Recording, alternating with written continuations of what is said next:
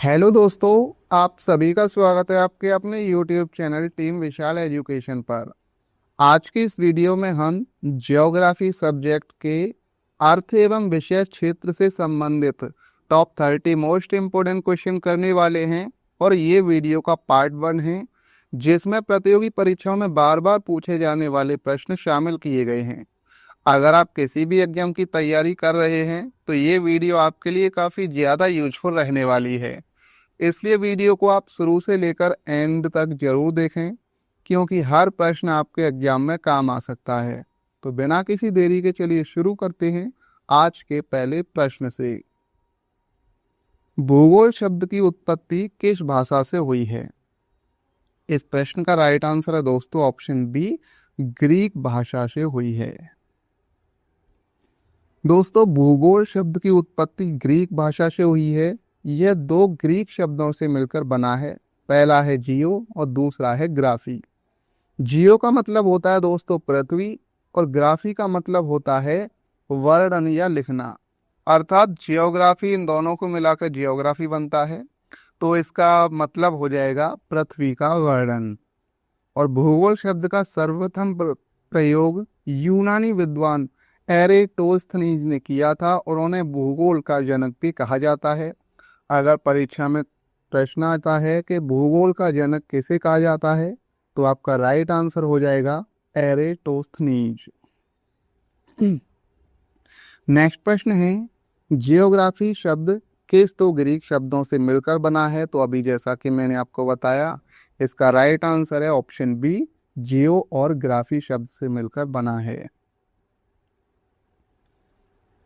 जियो का शब्द का अर्थ क्या है? तो इस प्रश्न का राइट आंसर है दोस्तों ऑप्शन बी, पृथ्वी है शब्द का अर्थ। और ग्राफी शब्द का अर्थ क्या है? तो ग्राफी शब्द का अर्थ हो जाएगा दोस्तों ऑप्शन ए, अध्ययन या वर्णन। भूगोल का जनक किसे कहा जाता है? जैसा कि मैंने आपको अभी बताया, ऑप्शन सी, एरिस्टोस्थनीज को कहा जाता है। जियोग्राफी शब्द का सर्वप्रथम प्रयोग किसने किया था? तो इस प्रश्न का राइट आंसर है दोस्तों ऑप्शन बी, एरिस्टोस्थनीज ने। जियोग्राफी यानी भूगोल शब्द का सर्वप्रथम उपयोग दोस्तों यूनानी विद्वान एरिस्टोस्थनीज ने किया था। इन्हें भूगोल का जनक भी कहा जाता है, और इन्होंने पृथ्वी की परिधि का भी आश्चर्यजनक रूप से सटीक अनुमान लगाया था। भूगोल मुख्यतः किसका अध्ययन करता है? तो राइट आंसर हो जाएगा दोस्तों ऑप्शन सी, पृथ्वी तथा मानव के पारस्परिक संबंधों का। भूगोल केवल पृथ्वी या केवल मानव का अध्ययन नहीं करता, बल्कि पृथ्वी और मानव के बीच के पारस्परिक संबंधों का अध्ययन करता है। और भूगोल में हम पढ़ते हैं प्राकृतिक पर्यावरण यानी पर्वत, नदियां, जलवायु, मानव जीवन, कृषि, उद्योग और परिवहन। और पर्यावरण का मानव पर प्रभाव तथा मानव का पर्यावरण पर प्रभाव, ये हम सारी चीजें भूगोल में पढ़ते हैं। भूगोल किस प्रकार का विज्ञान है? तो राइट आंसर है इस प्रश्न का ऑप्शन सी, प्राकृतिक एवं सामाजिक विज्ञान दोनों। भूगोल एक ऐसा विज्ञान है जो प्राकृतिक और सामाजिक दोनों पक्षों का अध्ययन करता है।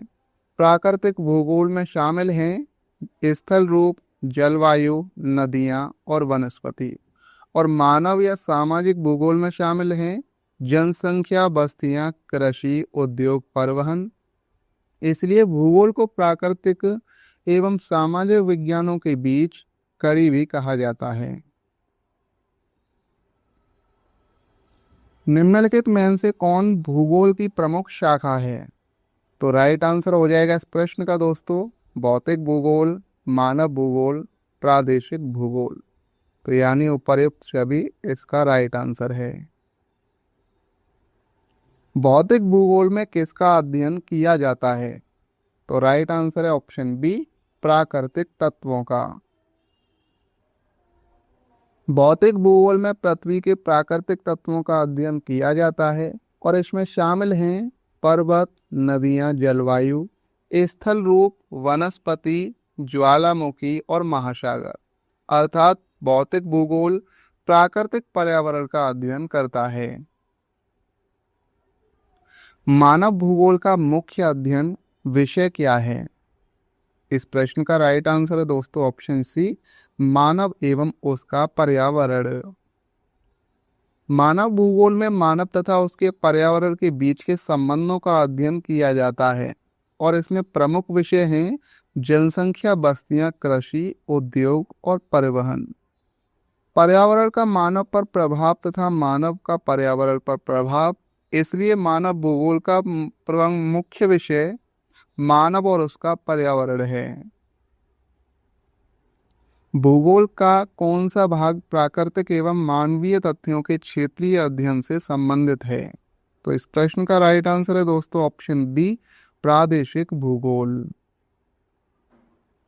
प्रादेशिक भूगोल में किसी विशिष्ट क्षेत्र के प्राकृतिक तथा मानवीय दोनों तथ्यों का संयुक्त अध्ययन किया जाता है। इसमें अध्ययन किया जाता है स्थल रूप, जलवायु, नदियां, जनसंख्या, कृषि, उद्योग, परिवहन। अर्थात किसी क्षेत्र की संपूर्ण भौगोलिक विशेषताओं का अध्ययन प्रादेशिक भूगोल में किया जाता है। पृथ्वी के धरातल का वैज्ञानिक अध्ययन किस विषय में किया जाता है? इस प्रश्न का राइट आंसर है दोस्तों ऑप्शन बी, भूगोल।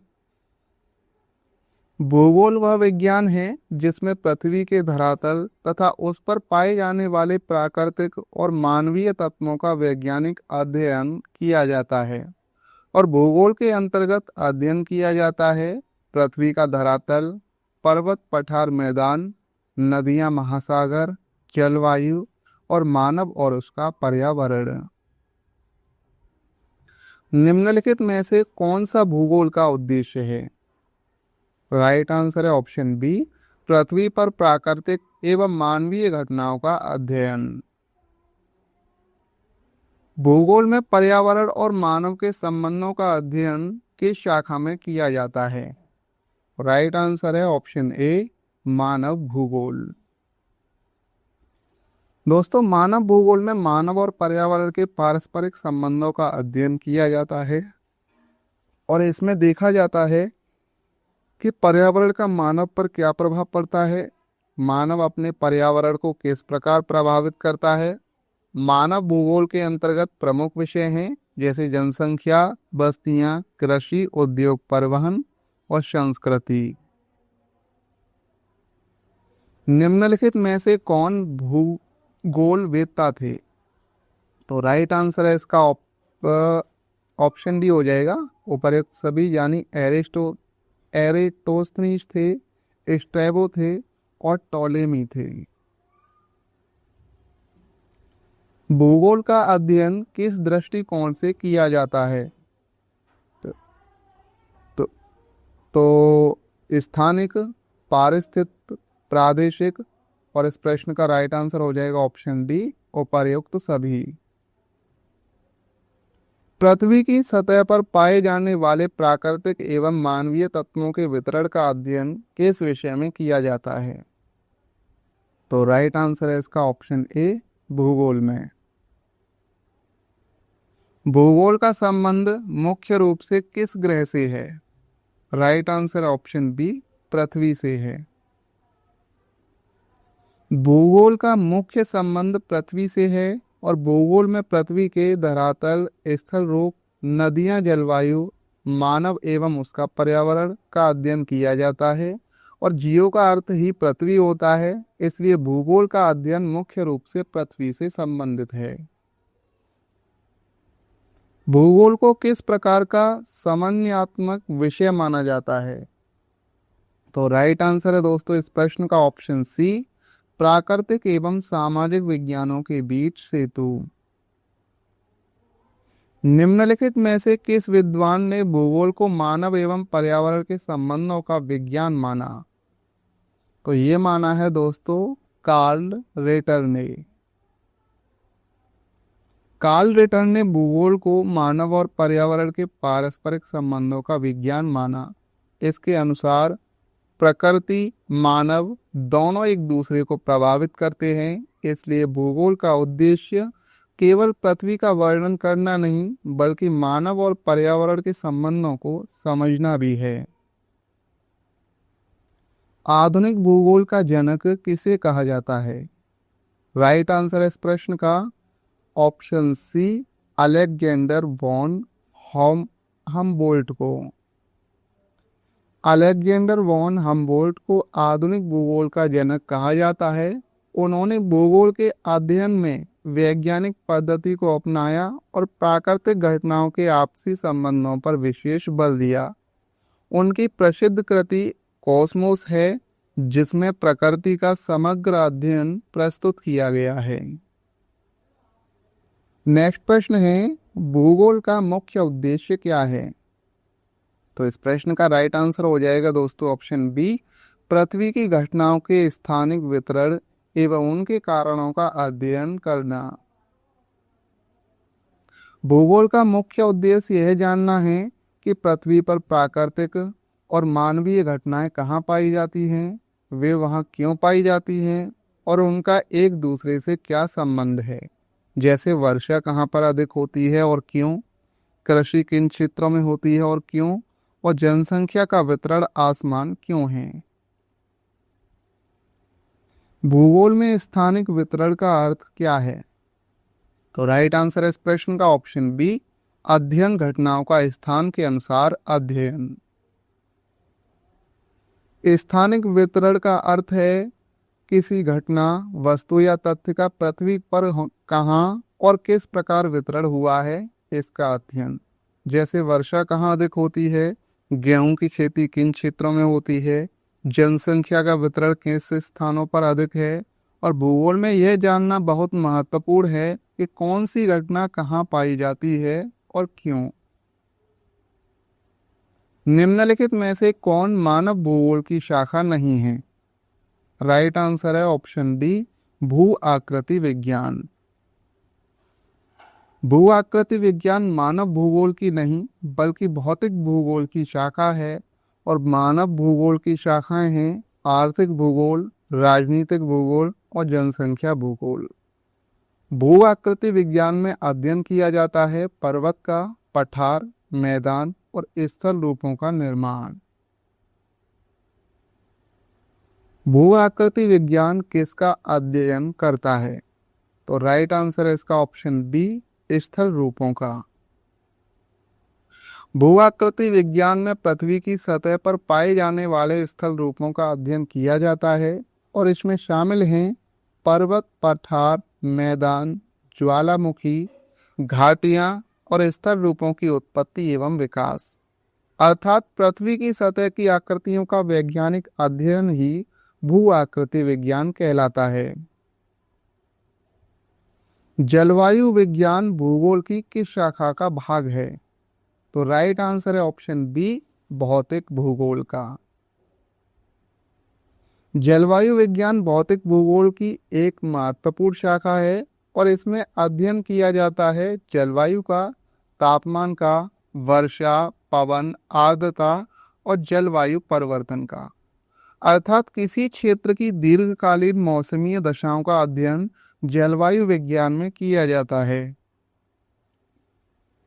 नेक्स्ट प्रश्न है, महासागरों के वैज्ञानिक अध्ययन को क्या कहा जाता है?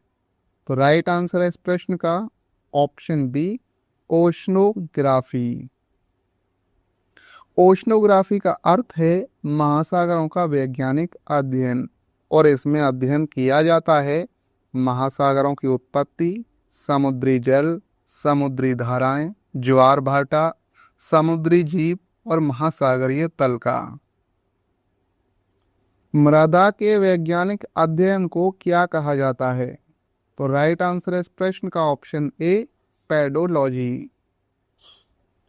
पेडोलॉजी का अर्थ है मृदा का वैज्ञानिक अध्ययन, और इसमें अध्ययन किया जाता है मृदा की उत्पत्ति, मृदा के प्रकार, मृदा की संरचना, मृदा की उर्वरता और कृषि में मृदा का महत्व। निम्नलिखित में से कौन सा कथन भूगोल के विषय क्षेत्र को सबसे अच्छी तरह व्यक्त करता है? तो इस प्रश्न का राइट आंसर है दोस्तों ऑप्शन सी, भूगोल प्राकृतिक एवं मानवीय तत्वों तथा उनके पारस्परिक संबंधों का समग्र अध्ययन। दोस्तों, आज की इस वीडियो के पार्ट 1 में हमने जियोग्राफी सब्जेक्ट के अर्थ एवं विषय क्षेत्र से संबंधित टॉप 30 मोस्ट इम्पोर्टेंट प्रश्नों को कवर किया है। अगर ये वीडियो आपके लिए हेल्पफुल रही हो तो वीडियो को लाइक करें, शेयर करें और चैनल को सब्सक्राइब करना ना भूलें। तो चलिए मिलते हैं एक और नई वीडियो के साथ। धन्यवाद। जय हिंद।